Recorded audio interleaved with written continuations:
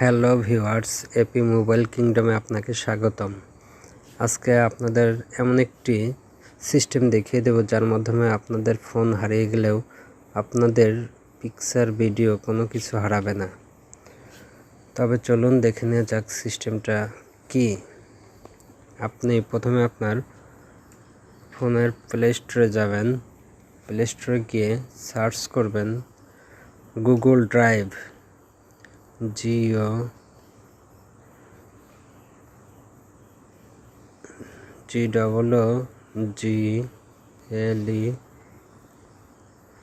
Space drive DRIVE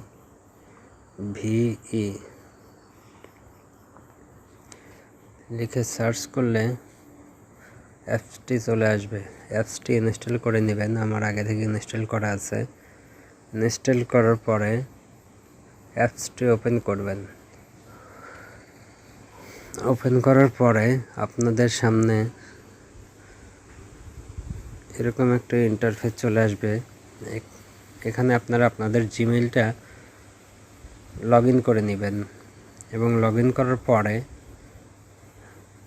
যারা wifi ব্যবহার করেন তাদের কোনো কিছু করতে হবে না, কিন্তু যারা নেট ব্যবহার করেন, ওয়াইফাই ব্যবহার করেন না, তাদের ক্ষেত্রে বাম দিকে 3 বারে ক্লিক করবেন। এখানে আসার পর সেটিংস পাবেন। সেটিংসের একদম নিচে দেখবেন transfer file only over wifi, এটা অফ করে দেবেন। অন থাকবে, অফ করে দেবেন।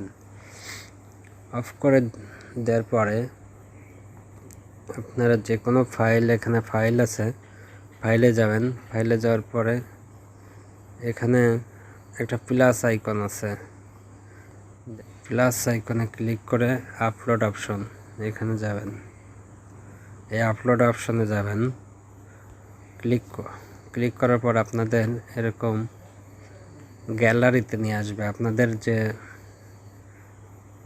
আছে এখানে নিয়ে আসবে। আপনি এখান থেকে ভিডিও বা পিকচার আপলোড দিতে পারবেন। আমি একটা করে দেখাচ্ছি।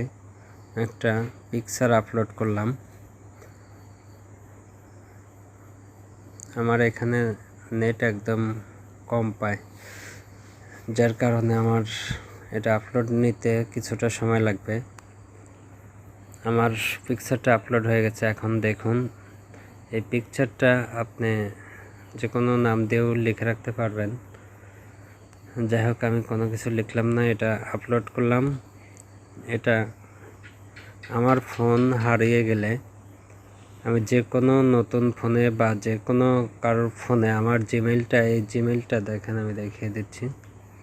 আমার এখানে জিমেইল আছে। আপনি এখানে ক্লিক করলে আপনার জিমেইলটা শো করবে। আপনার জিমেইলটা আগে অ্যাড করে তারপরে যে কোনো ফোনে এই জিমেইলটা লগ ইন করে এই অ্যাপসটা ডাউনলোড করেই আপনার জিমেইলটা লগ ইন করলেই যে কোনো তথ্য আপনি এখানে আপলোড দিয়ে রাখলে সেটা দেখে নিতে পারবেন। এতে করে আপনার ফোন হারিয়ে গেলেও আপনার কোনো ডকুমেন্ট হারাবে না।